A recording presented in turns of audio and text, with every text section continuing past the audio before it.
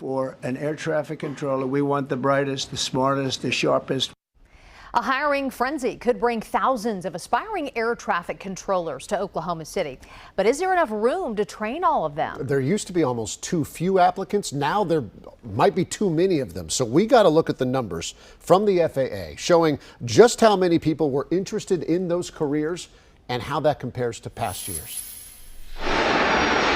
Managing more than 45,000 flights a day. That is the job for air traffic controllers across the nation. So they have landmarks that they need to know. And learning those skills takes place right here in Oklahoma City. You have to keep safety first and foremost in your mind. The Mike Monroney Aeronautical Center's Air Traffic Controller Academy prepares for jobs all over the country, keeping the skies safe.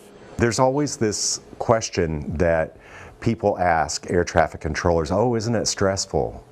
Isn't that a stressful job? And all jobs are stressful, but I prefer to think of air traffic control as being a job of accountability. But plane crashes like the one we saw in Washington, D.C., where a Black Hawk helicopter collided with a commercial aircraft, have highlighted problems that a federal audit says have gone unaddressed for years. One of those is the number of air traffic controllers in the industry, something Oklahoma Senator Markwayne Mullins spoke about earlier this year. Instead of these classes being 100% full, we were at 80% or 70%. We dug into those numbers. KOCO obtained how many students attended the Air Traffic Control Academy each year and also what the capacity of the school is. In fiscal year 2025, the Academy plans to train 1,950 people. The capacity, by the way, 2,500 according to the FAA. In fiscal year 2024, 1,584 students attended the Academy. The year before that, 1,229 students attended, less than half the capacity. In 2022, just 743 students attended, but the FAA says that was because of the COVID pandemic. Transportation Secretary Sean Duffy toured Oklahoma's facility earlier this year, and he announced a hiring surge for air traffic controllers. We don't have enough air traffic controllers in our system, and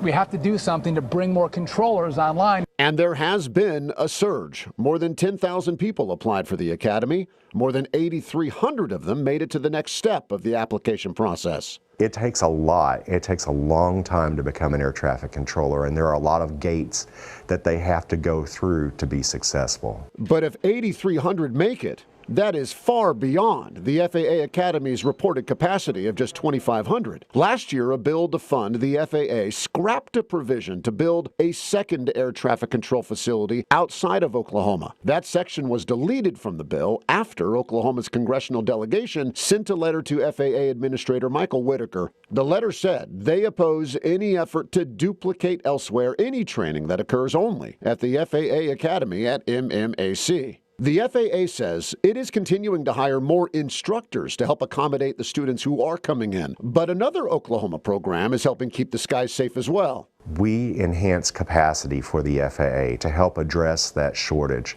The FAA Academy will always be there because they have a great deal of capacity and they do their jobs very well at the Academy. The new program at OU is led by Director Stephen West. It allows students who complete a 4-year degree to bypass the FAA Academy. We do everything that the Academy does, and instead of our students being, going through the hiring process afterwards, they're going through the hiring process during their time at OU. Graduates of OU's Enhanced Air Traffic Collegiate Training Initiative will be placed directly into on-the-job training after graduation. It's one of only 5 programs like it across the country. Everything that you're seeing is a direct replication of the type of training that they provide at the FAA Academy. We have a light display to turn on the runway lights, the taxiway lights. West says this makes sure the next generation is ready to take over these crucial jobs and keep the skies safe for decades to come.